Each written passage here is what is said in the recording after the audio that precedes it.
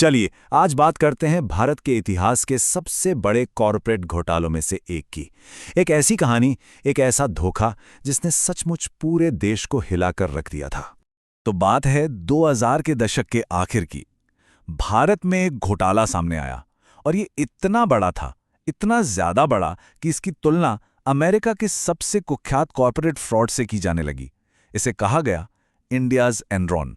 तो चलिए सीधे कहानी के उस पॉइंट पर चलते हैं, वो एक पल जिसने सब कुछ, बिल्कुल सब कुछ बदल कर रख दिया। तारीख थी 7 जनवरी 2009। सत्यम के चेयरमैन रामलिंगा राजू ने एक चिट्ठी के साथ इस्तीफा दे दिया। और वो चिट्ठी कोई मामूली चिट्ठी नहीं थी, उसमें सालों से चल रहे धोखे का कबूलनामा था। उन्होंने लिखा, ये एक बाघ की सवारी करने जैसा था और समझ नहीं आ रहा था कि बिना उसका निवाला बने उतरा कैसे जाएं। सोचिए, ये शब्द ही बता देते हैं कि धोखा कितना बड़ा और कितना गहरा था। इस एक कबूलनामे ने पूरी दुनिया के कॉरपोरेट जगत में जैसे भूचाल ला दिया। उन्होंने माना कि कंपनी के अकाउंट्स में 7,000 करोड़ रुपए से भी ज्यादा का हेरफेर किया गया था। मतलब जरा इस रकम का अंदाजा लगाइए। ये एक जबरदस्त धोखाधड़ी थी। तो सवाल ये उठता है कि भाई इतना बड़ा फ्रॉड आखिर हुआ तो हुआ कैसे? कैसे कोई ये सब कर पाया? देखिए, इस धोखे का जो तरीका था ना, वो सुनने में बड़ा सीधा लगता है।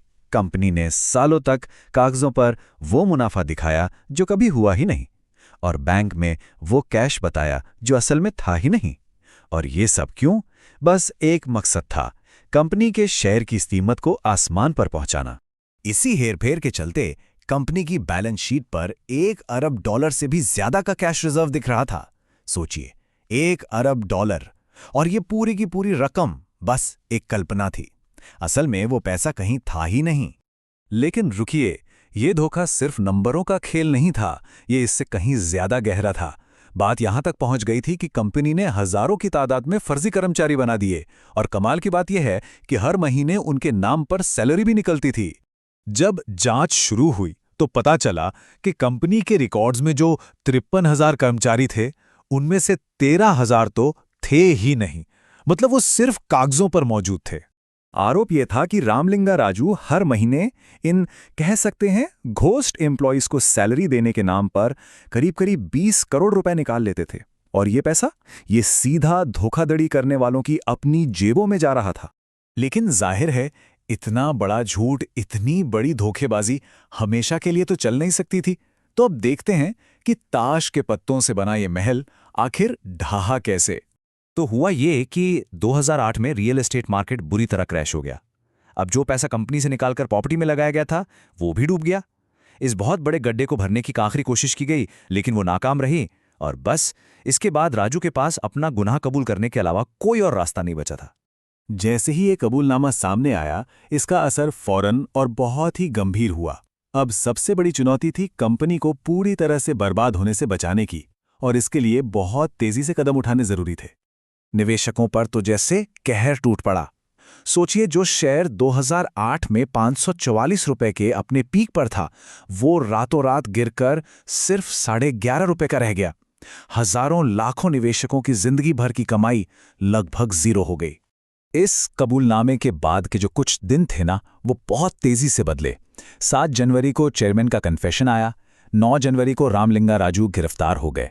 10 तारीख को कंपनी का पूरा बोर्ड ही भंग कर दिया गया, और 11 जनवरी तक तो सरकार ने कंपनी को संभालने के लिए नए बोर्ड मेंबर्स को अपॉइंट भी कर दिया।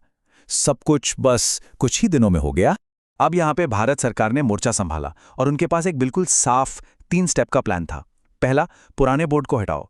दूसरा, किसी तरह कंपनी को स्थिर करो, उसे गिरने से बचाओ। और तीसरा, कंपनी के लिए एक नया मालिक ढूंढो ताकि उसका भरोसा फिर से कायम हो सके। अब बात करते हैं ऑडिटर्स की।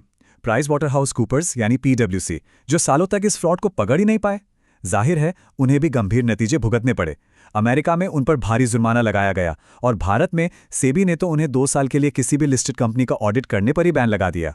खैर, कानूनी कार्रवाई चलती रही, और कई सालों बाद अप्रैल 2015 में रामलिंगा राजू और 9 दूसरे लोगों को इस मामले में दोषी पाया गया, और उन्हें 7 साल जेल की सजा सुनाई गई। लेकिन कहानी यहां खत्म नहीं हुई। जैसा कहते हैं ना, इस राख के ढेर से भी एक नई शुरुआत होनी थी। सरकार ने एक नीलामी करवाई, और 13 अप्रैल 2009 को टेक महिंद्रा में कंपनी में 31% की हिस्सेदारी खरीद ली। और यहीं से शुरू हुआ विश्वास को दोबारा बनाने का वो मुश्किल सफर। इस डील के बाद कंपनी को एक नई पहचान मिली, महिंद्रा सत्यम। और फिर आखिरकार 2013 में इसका पूरी तरह से टेक महिंद्रा में विलय हो गया और इसी के साथ सत्यम का नाम हमेशा के लिए इतिहास बन गया।